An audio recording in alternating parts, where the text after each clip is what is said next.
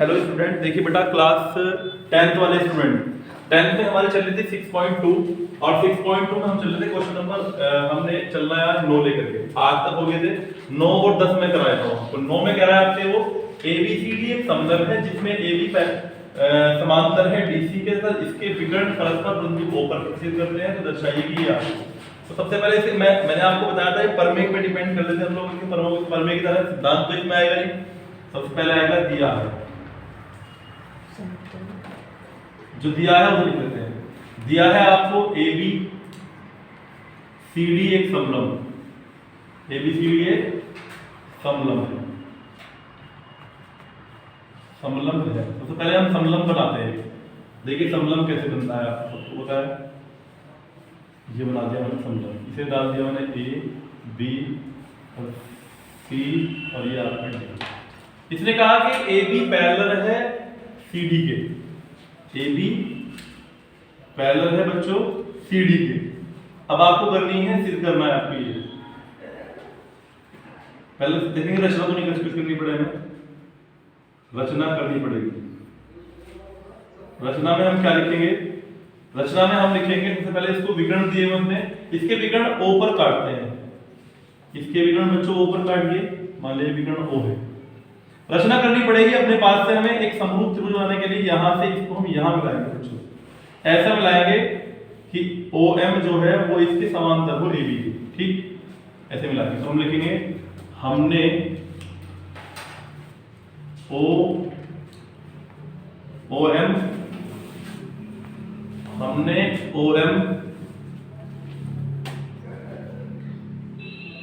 OM को AB के समांतर खींचा, समांतर खींचा। कितनी बात समझ आ गई? अब सिद्ध करना है, सिद्ध करना। सिद्ध क्या करना है बच्चों? देखिए आपको सिद्ध करना है हमें, क्या सिद्ध करना है हमें? AO बटे BO बराबर है BCO बटे DO। ये आपको प्रूफ करना है, ठीक है। इसको प्रूफ करना, रचना भी आ गई, दिया भी आ गया, सिद्ध करना भी आ गया। अब आपको ये सिद्ध करना है तो अब करेंगे क्या? आप देखिए, सबसे पहले आप देखेंगे त्रिभुज, अगर मैं बात करूं त्रिभुज ADC, देखिए आप त्रिभुज ADC उत्पत्ति, उत्पत्ति में रहिए। सबसे पहले आप देखें त्रिभुज ACD में, त्रिभुज ADC में तो आपको दिखाई दे रहा होगा इसमें OM पैरेलल होगा DC के। हमने AB के पैरेलल माना है भाई, हमें पता है कि हमने माना है OM पैरेलल है AB के, ठीक। OM पैरेलल है AB के और AB पैरेलल है DC के, CD पैरेलल है AB के। दोनों AB के पैरेलल है तो OM भी क्या हो जाएगा? पैरेलल हो जाएगा किसके? CD के। भाई लेफ्ट हैंड पार्ट बराबर राइट हैंड पार्ट बराबर, तो लेफ्ट हैंड बराबर कर दिया हमने। तो OM जो है वो पैरेलल है किसके? CD के भी। और जब कभी ऐसी किसी ऐसे त्रिभुज में ये पैरेलल होती है ना तो यहां लगती है थेल्स प्रमेय बच्चों। कौन सी प्रमेय? थेल्स प्रमेय से। थेल्स प्रमेय कहती है बच्चों AM बटे MD बराबर हो जाएगा AO बटे CO, AO बटे CO, ठीक है। समीकरण नंबर डाल दिया हमने इसको A। अब आप देखिएगा बच्चों एक चीज को, अब आप यहां देखेंगे ध्यान से। अब मैं लेके चल रहा हूं बच्चों यहां से इसको त्रिभुज DAB को, देखो आप DAB, ठीक है। तो OM पैरेलल है AB के, तो यहां से उल्टी पर मिलाएंगे। तो अब लेंगे आप लोग त्रिभुज DAB में, त्रिभुज DAB में अगर जब OM पैरेलल है किसके? OM पैरेलल है AB के, सीधी सी बात है। जब ये इसकी समांतर है, पैरेलल बोलते हैं इंग्लिश में समांतर को, इसके समांतर तो थेल्स प्रमेय से। जहां किसी त्रिभुज में एक रेखा दूसरी रेखा की समांतर होती है तो वहां आपकी थेल्स प्रमेय काम करती है। थेल्स प्रमेय से थेल्स प्रमेय हो जाती है DM बटे AM बराबर OD या DO बटे हो जाएगी BO, ठीक है। अब देखो यहाँ पे AM ऊपर है, MD नीचे है, इसे MD कर लो या DM लिख लो, बात तो एक ही। चलो मैं इसे MD कर लेता हूँ, फिर आप कंफ्यूज होगे। MD लिख लो, एक बात तो एक ही है ना, MD लिख दो या DM लिख दो, MD। अब ये इसकी विपरीत हो रही है, तो इसका व्युत्क्रम करने पर, व्युत्क्रम करने पर जब व्युत्क्रम करोगे तो ये हो जाएगा बच्चों AM, अभी इसी क्वेश्चन कर रहा हूं मैं यहाँ पे, इसे मत देखना अभी, AM बटे MD बराबर हो जाएगा BO बटे DO। देखो इसकी लेफ्ट हैंड देखो, समीकरण नंबर 2 की भी राइट हैंड देखो, इसकी भी राइट हैंड देखो, इसकी भी, इसकी लेफ्ट हैंड दोनों बराबर हो रही है बच्चों। जब दोनों की लेफ्ट हैंड बराबर हो तो समीकरण नंबर 1 व 2 से, 1 व 2 से लेफ्ट हैंड बराबर तो हम लोग राइट हैंड बराबर कर सकते हैं, AO बटे CO, AO बटे CO बराबर इसकी राइट हैंड हो जाएगी BO बटे DO। देखिए प्रूफ क्या करना था आपको, AO बटे BO, AO बटे BO लाना है, इसके नीचे BO लाने के लिए कर देंगे AO बटे BO को इसके कैंची गुणा में ले आओ, CO को वहां पहुंचा दिया मैंने बटे DO, ये लाना था आपको। देखो हेंस प्रूफ, ये तो हो गया आपका क्वेश्चन, ये दर्शाना था आपको, ये तो हो गया आपका क्वेश्चन नंबर 9। अब मैं क्वेश्चन नंबर 10 की बात कर लेता हूं बच्चों, ठीक है। 10 देख लीजिए आप लोग, 10 में क्या कह रहा है बच्चों, वो मैं इसको साफ कर देता हूं यहां से। 10 देखिएगा आप लोग, 10 में उसने कहा है आपसे कि त्रिभुज PQR की भुजाओं PQ और PR पर क्रम से बिंदु E और F स्थित है, निम्नलिखित में प्रत्येक स्थिति के लिए बताइए कि क्या EF पैरेलल है QR के। तो सबसे पहले आप लोग ट्रायंगल बनाते हैं बच्चों, ट्रायंगल बनाया हमने PQR, सपोज ये हो गया आपका P, ये हो गया आपका Q और ये हो गया आपका R, ठीक। PQR ट्रायंगल बना लिया। इसने कहा PQ और PR क्रम से PQ और PR क्रम से E और F पर काटते हैं, PQ को तो E पे काटता है कोई बिंदु और इसे काटता है F पर, तो मैंने इसको मिला दिया। स्थिति है, निम्नलिखित में से प्रत्येक स्थिति के लिए बताइए कि क्या EF पैरेलल है QR के, ये बताना है कि क्या ये इसके पैरेलल है नहीं है। और पैरेलल हमेशा कब होता है, जब ये थेल्स प्रमेय सिद्ध करे, जब ये थेल्स प्रमेय को प्रूफ करे। अगर थेल्स प्रमेय यहाँ पे निकल के आती है तो ये पैरेलल है, अन्यथा नहीं है। तो थेल्स देख लेते हैं, इसका थेल्स पर इनका अनुपात बराबर अगर आता है तो ये इसे समांतर है, अन्यथा नहीं है।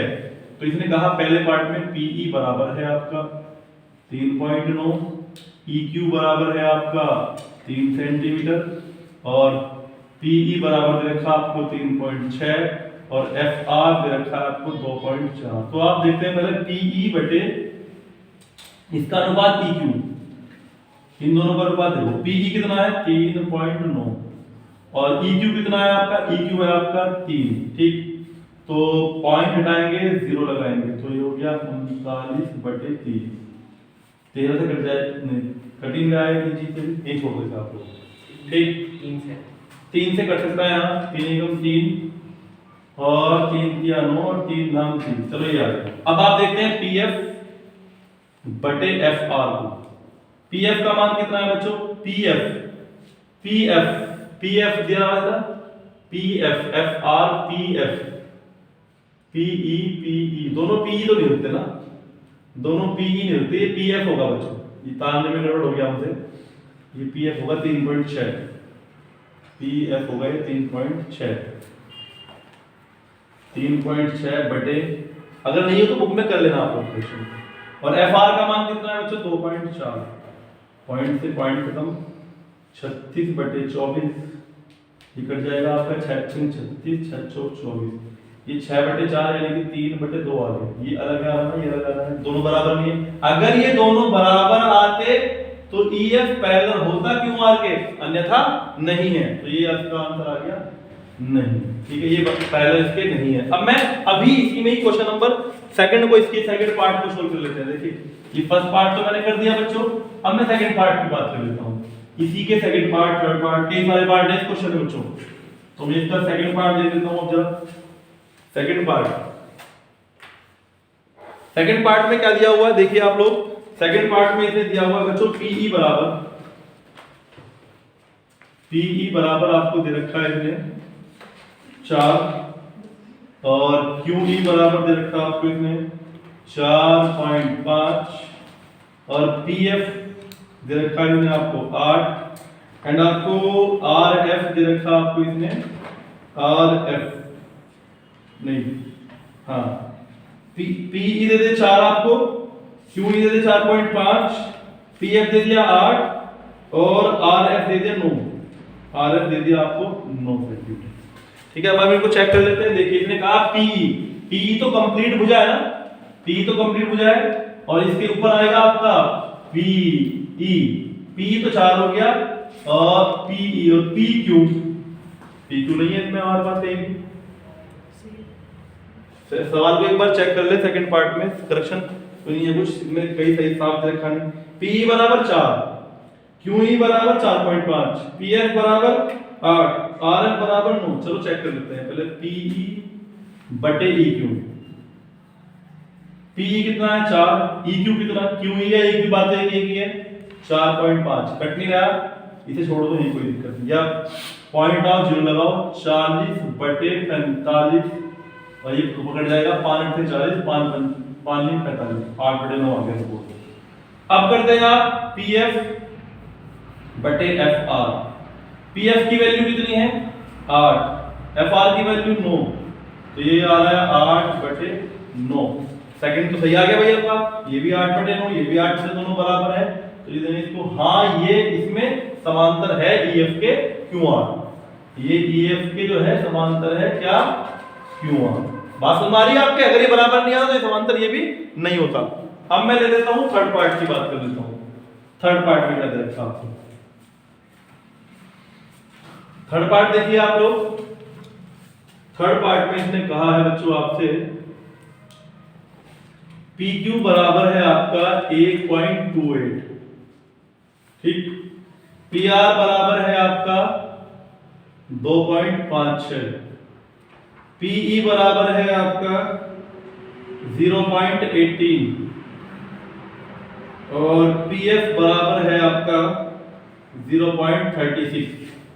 तो आप देखेंगे यहां पर आपको चाहिएगा PE आपके पास है, फिर चाहिएगा EQ आपके पास नहीं, लेकिन आपको PQ दिया हुआ है।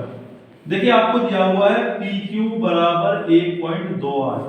PQ को आप तोड़ सकते हैं बच्चों, PE प्लस EQ तोड़ दिया मैंने, PE प्लस EQ।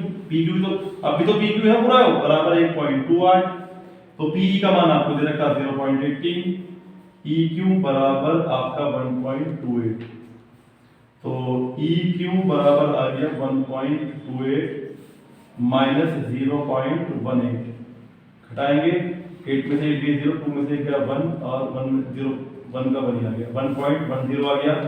ठीक है, EQ आ गया आपका। इधर आपको क्या चाहिएगा बच्चों, इधर आपको PF चाहिएगा, इधर आपको चाहिएगा FR नहीं है तो हम उधर देखा आपको PR देखा ना, PR देखा आपको 2.56, PR को भी आप तोड़ के लिख लो, PF प्लस FR बोलो भाई बराबर 2.56 आ गया आपका। PF का मान हमें पता है कितना है, PF का मान 0.36 प्लस FR बराबर 2.56, FR निकाल लेंगे आप लोग 2.56 माइनस 0.36, 6 में 6 गए 0, 5 में 3 गया 2, 2.2। अब आपके पास सारी डिजिट आ गई। अब आपके पास में PE ये रहा, PE ये रहा आपके पास, EQ ये रहा मैं निकाल चुका, और PF भी ये रहा आपके पास में, और FR ये रहा आपके पास में। अब आप चेक करेंगे इसको ये समांतर है या नहीं है। वैसे ही आप जैसे मैंने अब की बार मैंने 2 काम इसमें एक्स्ट्रा करे, क्यों, क्योंकि इसने आपको घुमा फिरा के भुजा दे रखी थी, ये भुजाएं नहीं दे रखी जिनकी जरूरत पड़ेगी मैंने वो निकाल दी। ठीक है, बाकी 2 और हैं, 4th और 5th, ये भी आप करेंगे, अपने आप करेंगे। ठीक है, मैं अगला क्वेश्चन लेके चल रहा हूँ आपका, क्वेश्चन नंबर आपके 10 के बाद 11 और 12।